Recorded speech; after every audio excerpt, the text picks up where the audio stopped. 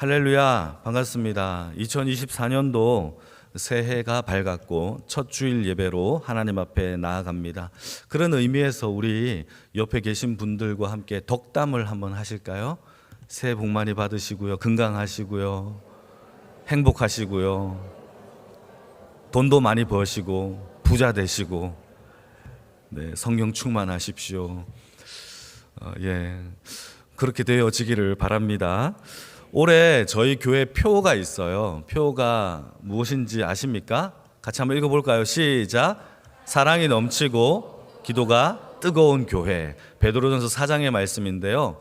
저희 2024년도에 우리 교회 가운데 담임 목사로서 제가 소망하는 것은 사랑이 넘치고 기도가 뜨거운 그러한 교회가 되어지기를 바랍니다. 저 혼자 되는 게 아니에요. 담임 목사 혼자 막 열심히 노력한다고 되는 게 아니라 온 성도가 더불어 함께 힘을 모아서 함께 되어질 때에 성령님이 우리 교회 가운데 사랑과 기도가 뜨겁고 넘치게 하나님이 만들어 가실 줄로 믿습니다. 그런 주인공들이 다 되기를 축복합니다. 그래서 오늘은 기도에 대해서 제가 말씀을 함께 나누려고 하는데, 여러분 성경 말씀을 보시게 되면 성경에 기도에 관련된 용어들이, 어휘가 참 많이 나와요. 대표적으로 한번 찾아볼까요? 디모데전서 2장 1절 말씀인데요, 우리 같이 한번 읽어보도록 하겠습니다. 시작. 그러므로 내가 첫 번째로 권하노니 모든 사람을 위하여 간구와 기도와 도고와 감사를 하되 라고 되어 있죠. 사도 바울이 디모데의 전서를 통하여서 뭐라고 얘기하고 있느냐 하면, 기도에 대하여 간구, 기도, 도고, 감사라는 여러 가지 표현을 쓰는 것을 보게 되는데, 이 용어들이 다 기도와 관련된 용어들이에요. 그래서 우리가 한 번은 정리를 해봐야 될 것 같은데, 간구라는 이 용어는요, 헬라말로 데시스라는 단어예요. 이것은 어떤 뜻이냐 하면 어떤 특별한 요청을 요구하는 기도예요. 예컨대 우리가 내일부터 하는 작정 기도회가 데시스죠. 간구죠. 특별한 요청이죠. 금식을 기도한다, 금식 기도를 한다, 이런 것도 데시스의 기도입니다. 특별한 목적과 방향이 있어서 자녀들을 위해서 내가 30일 동안 기도하겠다, 이런 것들도 데시스의 기도라는 겁니다. 그리고 두 번째로 나오는 이 기도라는 단어는 가장 많이 나오는 단어 중에 하나인데, 이거는 프로슈케라는 단어인데 그야말로 빌다라는 뜻이 바로 기도의 뜻이라는 것이죠. 또 하나가 더 있죠. 생소한 단어이지만 도고라는 단어가 있어요. 이 도고라는 단어는 우리가 좀 기억해 볼 필요가 있습니다. 엔툭식스라는 헬라 말을 쓰는데, 이것의 원래 뜻은 송사하다, 고발하다, 호소하다, 이런 뜻입니다. 송사, 고소, 고발, 이런 뜻이 바로 엔툭시스라는 이 도고의 기도라는 거죠. 마지막 감사라는 것은요, 이게 유카리스티아라는 단어인데, 이게 바로 무슨 뜻이냐면 감사의 기도를 드리다, 하나님께 감사의 기도를 드리다라는 뜻이에요. 그러니까 사도 바울이 기도를 좀 정리를 해보면은 어떤 이야기를 하고 있느냐 하면, 특별한 요청을 위한 기도와 우리의 필요를 구하는 비는 기도와 뿐만 아니라 송사와 고발하는 기도와 하나님께 감사하는 기도가 모두 기도라는 용어 속에 해당되는 단어의 뜻이라는 거죠. 여러분, 이게 한 번은 우리가 정리를 해봐야 되니까 우리가 정리해봤는데, 이 중에서 굉장히 독특한 기도가 하나 있었죠. 그게 엔툭식스라는 도고라는 기도의 내용인데요. 여러분, 엔툭식스가 어떤 뜻이냐 하면, 이것은 누군가에게 호소하고 송사하다, 고발하다, 이런 단어의 뜻이에요. 이 단어가 사용된 용례를 제가 여러분들한테 한번 들려줄게요. 한번 읽어볼게요. 로마서 8장 26절인데요. 같이 한번 읽어보도록 하겠습니다. 시작. 이와 같이 성령도 우리의 연약함을 도우시나니 우리는 마땅히 기도할 바를 알지 못하나 오직 성령이 말할 수 없는 탄식으로 우리를 위하여 친히 간구하시느니라. 이게 바로 도고 엔툭식스의 단어의 뜻이에요. 여러분, 이 말이 무슨 뜻입니까? 우리가 기도할 때에 성령님도 함께 기도한다라는 거예요. 우리의 연약함과 부족함을 아시고 우리를 향하여 대신해서 하나님을 향하여 말할 수 없는 탄식으로 함께 간구해 주시는 것이 엔툭시스, 바로 도고의 기도라는 뜻이에요. 이해가 되십니까? 또 하나 더 용례를 볼게요. 히브리서 7장 25절 말씀인데요, 같이 한번 읽겠습니다. 시작. 그러므로 자기를 힘입어 하나님께 나아가는 자들을 온전히 구원할 수 있으니 이는 그가 항상 살아계셔서 그들을 위하여 간구하심이니라. 이게 무슨 뜻이냐 하면, 우리가 이 땅에서 예수의 이름을 힘입어 기도할 때마다 하늘에 계신 예수님께서 하늘의 제사장이 되어서 우리의 기도에 대하여 대신 하나님께 호소하고 간구해 주신다라는 것이 바로 엔툭시스의 뜻이라는 거죠. 여러분, 그러니까 엔툭시스에는 성령님이 우리를 대신하여, 예수님이 하늘의 제사장이 되어서 우리를 대신하여 하나님께 간구하는 기도가 바로 도고 엔툭시스의 뜻이라는 겁니다. 그러니까 이 세상의 왕이신 하나님 앞에 하나님과 가장 친하신 성령님과 예수님이 우리를 대신하여 간구하시고 호소하시고 고발해 주시는 것이 바로 엔툭시스의 기도의 뜻이에요. 바로 이 점들 때문에, 이것 때문에 기도에 대한 용어 자체가 변화가 생기게 돼요. 다시 말해서 기도는 단순히 빌다라는 단어에서 그치는 것이 아니라 기도의 의미가 바로 엔툭시스 때문에 변화되는데, 첫 번째, 기도란 하나님께 나아가는 친밀감을 하나님 앞에 드러낼 때 사용되어지는 용어가 바로 기도라는 거죠. 하나님께 나아가는 친밀감을 의미하게 되고, 두 번째는 하나님과 만남, 하나님과 대화의 의미로 기도가 사용되어지기도 하고, 세 번째는 이 세상을 지으신 하나님께 나아가는 주의 백성들의 특권, 하나님께 나아가는 특권, 권세, 힘으로도 사용되어지는 것이 바로 기도의 의미가 자리 잡게 되어지는 거예요. 그러니까 여러분, 우리가 기도하면 기도할수록 우리에게서 어떤 일이 벌어지느냐? 하나님과 친밀한 교제가 일어나게 되고, 기도하면 하나님을 만나고 깊은 대화까지 이루어질 뿐만 아니라 하나님의 자녀된 권세의 특권을 사용할 수 있는 바로 기도의 역사가 일어난다라는 것이 기도의 의미라는 거예요. 그래서 2024년도를 살아가는 주의 백성들이 다, 하나님 앞에 기도하는 주의 백성들이 다 되어지기를 주님의 이름으로 축복합니다. 그런데 여러분, 질문 하나 해볼까요? 기도에서 가장 중요한 게 뭘까요? 기도에서 가장 중요한 게 뭘까요? 성경은 기도에서 가장 중요한 게 하나님의 말씀이라고 말하고 있어요.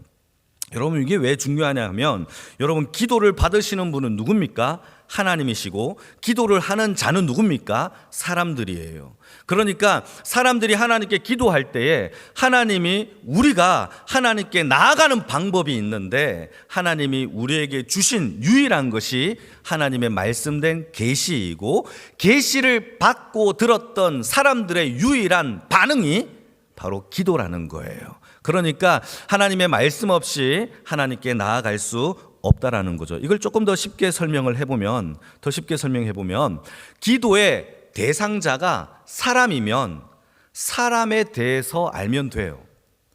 사람이 뭔가를 알면 사람에 대하여 간구하기가 쉽죠. 더 쉽게 설명해 볼까요? 여러분, 내가 부탁하거나 내가 좀 간청하는 대상이 김 사장님이시면 김 사장님이 누군지를 잘 알면 돼요. 김 사장님, 이거 좋아하시네요. 이걸 갖다 드리면서 잘 부탁합니다 라고 하면 김 사장님이, 아이고, 내가 좋아하는 거 갖고 왔네, 잘 부탁, 예, 알겠습니다 라고 한단 말이죠. 좀 더 쉽게 설명해 보면, 여러분, 내일 시험을 치는데 시험 출제자가 홍길동 교수라면, 홍길동 교수가 평소에 가르친 내용들을 공부하면 시험에 합격할 가능성이 많죠. 왜죠? 홍길동 교수가 평소에 가르친 내용들이 시험에 나오기 때문이죠. 그러니까 여러분 우리가 하나님께 기도하는 대상이 하나님이기 때문에 우리가 하나님을 알고 배우는 것이 중요하다라는 것을 성경은 얘기하고 있어요. 여러분, 그러니까 우리가 간구하고 빌어야 할 대상이 하나님이라면 누구를 알아야 되겠습니까? 하나님이 누구이신지, 하나님이 어떤 말씀을 하셨는지, 하나님이 우리에 향한 소원이 무엇인지를 아는 것이 중요하죠. 기도보다 앞선 것이 무엇입니까? 하나님을 아는 지식이 더 중요하다라는 것이 성경의 얘기예요. 그래서 이것이 이방 사람들이 하는 기도와 우리가 하는 기도의 차이점이에요. 조금 더 설명해 볼게요. 사도행전 17장 말씀을 보시게 되면 사도 바울이 복음 전도를 하다가 아테네를 방문하게 됩니다. 아덴이라는 지역인데 아테네를 방문하게 되는데 이 아테네를 가보니까 기가 막힌 장면을 보게 된 겁니다. 사도 바울이 수많은 신들에게 사람들이 막 절을 하고 기도하고 있는 모습을 보면서 특별하게 희한하게 생긴 우상 하나를 발견해요. 그리고는 그 우상에게 다가가서 저 우상은 도대체 어떤 우상이지 하고 이름을 보니까 그 이름표에 이렇게 적혀져 있어요. 알지도 못하는 신에게 라고 적혀져 있어요. 그러니까 어떤 신인지도 모르는 신에게 난 모르겠다, 아무나 걸려라 그러면서 제사를 드리고 있는 것을 보게 되는 겁니다. 한번 읽어볼까요? 사도행전 17장 22절 23절 여러분들이 한번 읽어주시면 감사하겠습니다. 시작.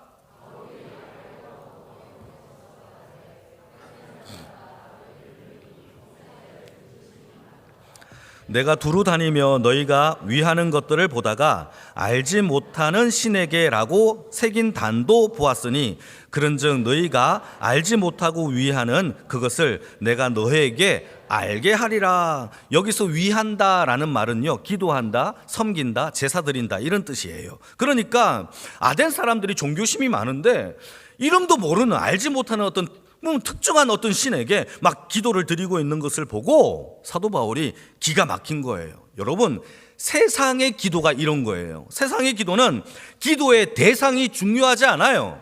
왜죠? 내 소원 성취가 더 중요하기 때문에. 그게 돌멩이가 되었던, 돼지 머리가 되었던, 냉수 한 그릇이 되었던 내 소원의 성취만 이루어진다면 그거보다 더한 미물, 그거보다 더 천한 것이라도 빌고 있는 것이 세상의 기도예요. 그러나 성경이 말하고 있는 기도는요, 그렇지 않아요. 기도의 대상인 그분과 우리가 함께 교제하는 것이 하나님께서 우리에게 주신 기도의 특권인지를 믿으시기를 축복합니다.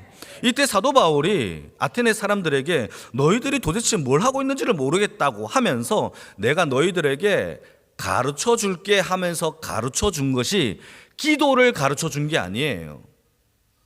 기도를 제대로 못하는구나, 내가 기도 가르쳐 줄게 하면서 기도를 가르쳐 준 게 아니라 하나님이 누구인지를 가르쳐 주기 시작해요. 그러니까 여러분, 사도 바울도 마찬가지죠. 정확하게 알고 있었죠. 기도의 중요한 핵심은 기도가 아니라 기도의 대상이신 하나님이 누구인지를 아는 것이다. 이게 바로 23절이죠. 제가 다시 한번 읽어볼게요. 그런즉 너희가 알지 못하고 기도하는 위하는 그것에 대하여 내가 설명해 볼게 라고 하면서 24절 25절을 설명합니다. 한번 읽어볼까요? 24절 25절 시작. 우주와 그 가운데 있는 만물을 지으신 하나님께서는 천지의 주제이시니 손으로 지은 전에 계시지 아니하시고 또 무엇이 부족한 것처럼 사람의 손으로 섬김을 받으시는 것이 아니니 이는 만민에게 생명과 호흡과 만물을 친히 주시는 이심이니라 라고 얘기하는 거예요. 여러분, 사도 바울이 무엇을 가르치고 있습니까? 기도를 모르는구나, 내가 기도를 가르쳐 줄게 하고 가르친 게 아니라 하나님이 누구이신지를 가르치고 있다라는 겁니다. 여러분, 기도가 중요하죠. 예배가 중요하죠. 그런데 더 중요한 게 있어요.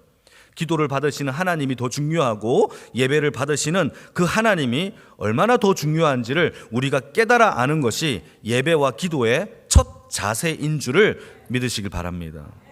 그래서 사도 바울은 종교심이 많은 그들에게, 아테네 사람들에게 하나님이 누구인지를 가르쳐 줍니다.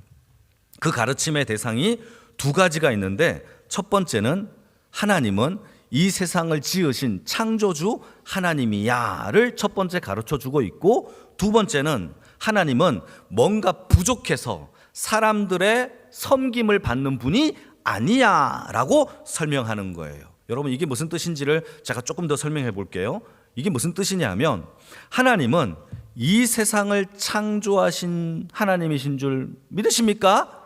아멘. 그렇다면 이 땅에 있는 모든 피조물은 다 하나님이 지으신 줄 믿으십니까? 그런데 그 피조물 가지고 비나이다 하면 돼요, 안 돼요? 안 된다라는 거죠. 우상의 제단과 돌과 나무로 만든 조각의 형상을 가지고 거기에다 빌면 돼요? 아니에요. 하나님은 그것조차도 만드셨는데 거기에 갇혀 계신 분이 아니라는 거죠. 그것을 첫 번째 가르쳐 주는 거예요. 여러분, 우상을요 엄청나게 크게 웅장하게 만들었다고 해서 산 꼭대기에 얹어놨다고 해서 그게 신입니까? 아니라는 거죠. 그걸 첫 번째 얘기하는 거예요, 사도 바울이. 두 번째는요, 뭘 얘기하느냐, 여러분, 하나님이 가난해서 우리들의 헌금을 요구하고 계시는 분입니까? 아니라는 거예요. 양과 염소를 가져와서 제사를 드리라고 하는 겁니까? 아니라는 거죠. 하나님은 뭔가 부족해서 우리의 섬김을 받으시는 분이 아니라, 우리의 돌봄을 받으시는 분이 아니라 반대로 하나님이 우리를 돌보고 계시기 때문에 우리가 하나님께 예배하고 하나님께 기도한다라는 사실을 사도 바울이 가르쳐 주고 있다라는 사실입니다. 여러분, 우리는 하나님을 돌보는 분이 아니라 하나님이 우리를 돌보시기 때문에 기도하는 인생이 되기를 축복합니다. 마태복음 5장, 6장, 7장이 산상수훈이라고 불리는 예수님의 가르침이에요. 산상수훈에서 가장 많이 차지하고 있는 내용이 무엇인지 아십니까? 그게 바로 기도예요. 여러분, 기도하지 않으면 걱정해요. 여러분, 걱정하시죠? 염려되시죠? 기도하지 않아서예요. 이건 100%예요. 수심이 가득하죠. 기도하세요. 하나님이 우리 아버지시니까. 뭐가 걱정이세요?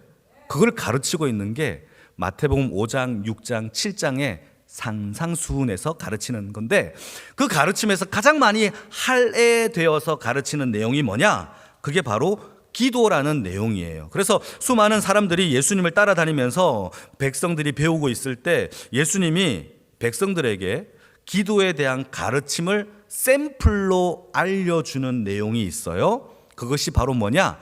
주기도문이라고 불리는 기도예요. 자, 주기도문의 첫 시작이 무엇으로 시작되어지는지 아십니까? 한번 읽어볼까요? 마태복음 6장 9절입니다. 같이 한번 읽어볼게요. 시작. 그러므로 너희는 이렇게 기도하라.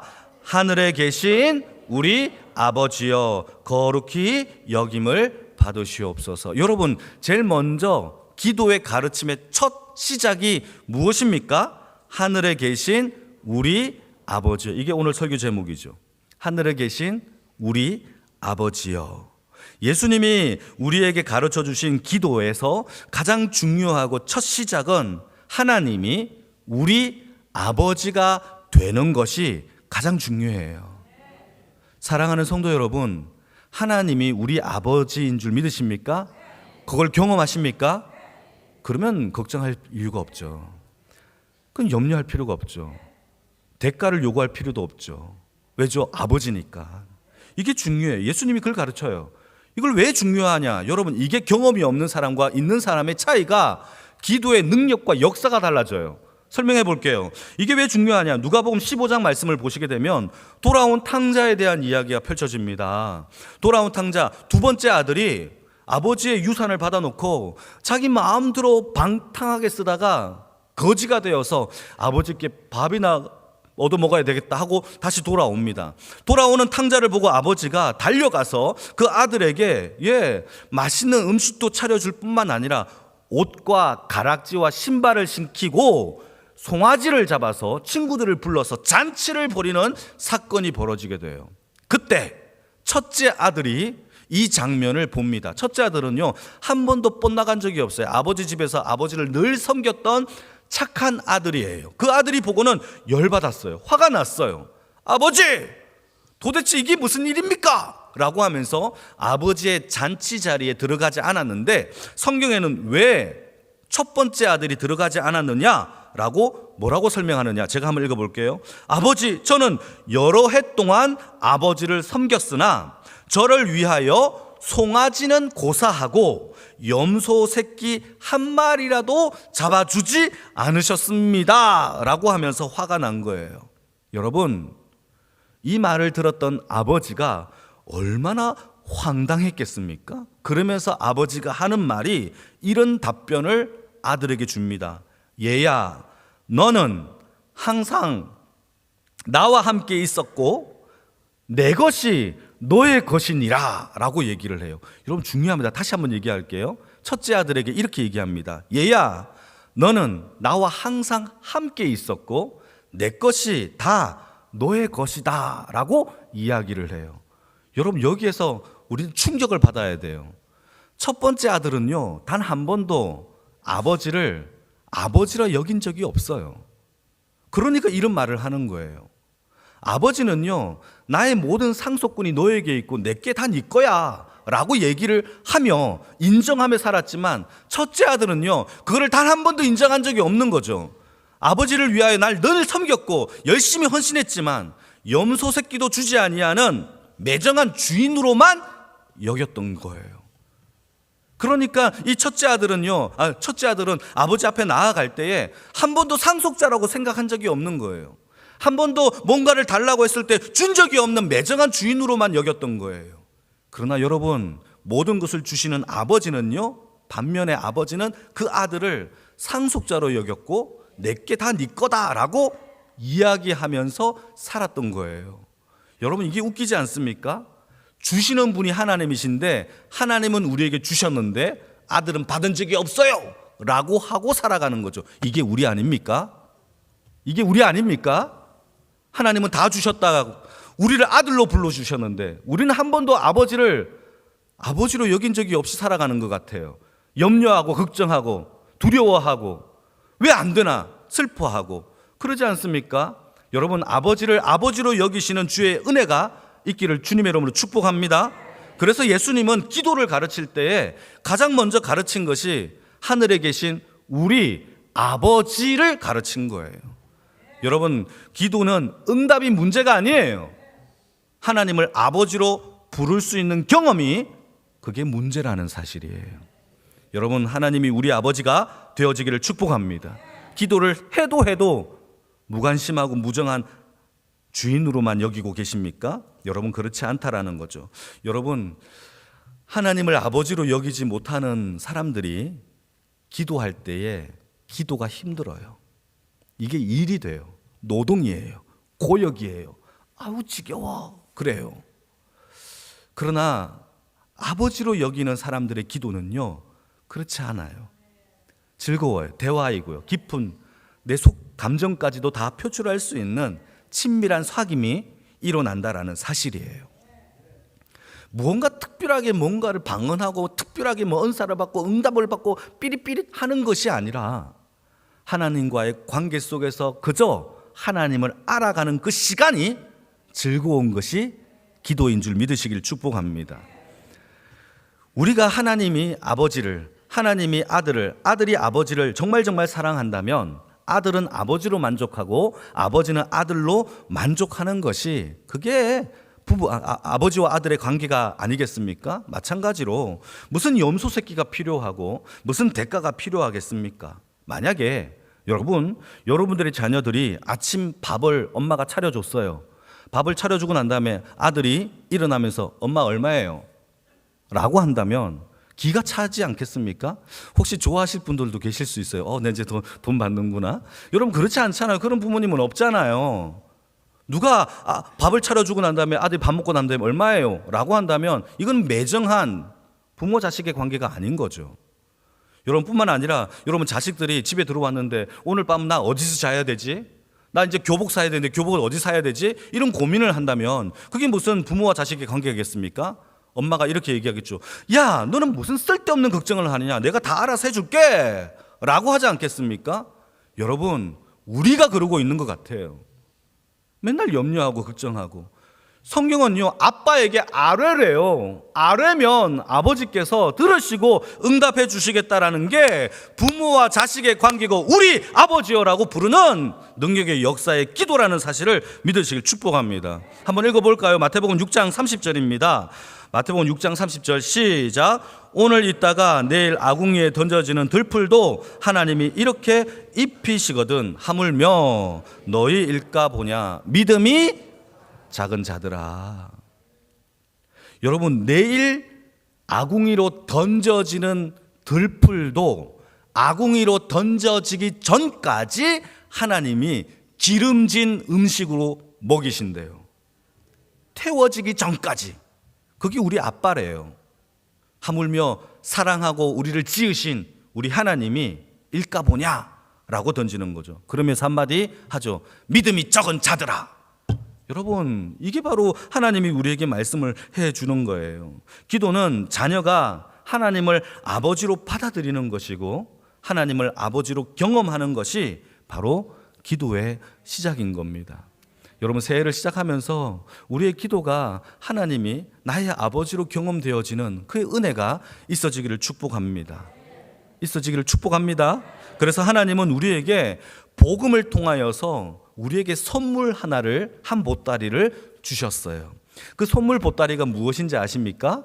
그게 바로 오순절날 오신 성령님이에요. 여러분, 성령님이 우리에게 가장 큰 선물이죠. 왜 그런 줄 아십니까? 성령님이 우리 안에 거하심으로 말미암아 하나님을 아빠, 아버지라 부르게 하신 그분이 누구냐? 바로 성령님이기 때문이죠. 여러분, 정말 멋있지 않습니까? 갈라디아서 4장 6절입니다. 같이 한번 읽어보겠습니다. 갈라디아서 4장 6절 시작. 너희가 아들임으로 하나님이 그 아들의 영을 우리 마음 가운데 보내사 아빠 아버지라 부르게 하셨느니라. 할렐루야. 우리가 예수를 믿는 순간 우리는 하나님의 아들이 되었고, 아들로 일컬음을 받는 순간 예수의 영, 하나님의 영을 우리에게 보내주심으로, 성령님을 보내주심으로 우리가 하나님을 아빠, 아버지라 부르게 하셨다라는 것이죠. 그러니까 여러분, 기도하는 자에게 있어서, 하나님께 나아가는 사람에게 있어서 가장 중요하고 가장 귀한 선물은 누굽니까? 성령인 거죠. 할렐루야. 성령 없이 우리는 하나님을 아빠, 아버지라 부를 수 없어요. 그래서 오늘의 본문이 그거예요. 악한 아버지라도 아들에게 좋은 것을 줄 알거든. 하나님 아버지가 너에게 좋은 것을 주지 않겠느냐? 그 좋은 것이 뭐냐? 누가복음 11장 13절 한번 읽어볼까요? 누가복음 11장에는 이렇게 설명합니다. 시작. 너희가 악할지라도 좋은 것을 자식에게 줄 알거든 하물며 너희 하늘 아버지께서 구하는 자에게 무엇을 주지 않겠느냐? 성령을 주셔서 아버지께 나아가게 해주신다라는 아버지의 사랑인 거죠. 여러분, 성령님은 우리를 하나님을 아버지로 부르게 할 뿐만 아니라 하나님을 아버지로 경험하게 할 뿐만 아니라 성령님은 하나님을 아버지로 배우게 하고 계신다라는 사실이에요. 우리가 1년 동안 하나님을 아버지로 배우고 경험하는 기도의 주의 백성이 다 되어지기를 축복합니다. 그게 바로 2024년도에 저의 여러분들과 함께 할 목적이에요. 우리가 기도하는 이유가 무엇입니까? 하나님이 우리 아버지이기 때문에 기도하는 거예요. 아버지가 아니면 기도할 수가 없죠. 아버지의 영이 우리에게 있기 때문에, 아빠의 영이 있기 때문에, 아버지이기 때문에 기도하는 거예요. 우리 기도 가운데 하나님이 응답을 주시는 이유가 뭐죠? 하나님이 우리의 아버지이기 때문이에요. 반대로 하나님이 우리에게 응답을 안 주시는 이유가 뭐죠? 하나님이 우리의 아버지이기 때문에. 아버지이기 때문에 응답을 안 주실 수도 있어요. 왜냐하면 조금 더 좋은 걸 줄게, 더 좋은 것을 주시기 위하여 우리에게 기다리라라고, 하나님께서 기다리라라고 하실 수도 있기 때문이란 말이죠. 여러분, 이제는 응답이 중요한 게 아니에요. 기도에서 중요한 것은 이제 하나님과 나의 관계 속에서 하나님이 내 아버지가 되었다라는 그 사실이 더 중요하다라는 사실을 여러분 깨달으시기를 축복합니다. 그래서 기도는 바로 하나님을 찾는 것이고, 기도는 하나님을 아버지로 경험하는 그 순간들이 바로 기도의 역사인 겁니다. 여러분, 그래서 우리 인생 가운데 하나님을 아버지로 경험한 사람들은 그 인생이 방황하는 삶에서 거쳐지게 돼요. 방황하지 않아도 돼요. 내 진로를 어디로 가야 될까, 뭘 해야 되느냐, 이런 고민을 안 해도 돼요.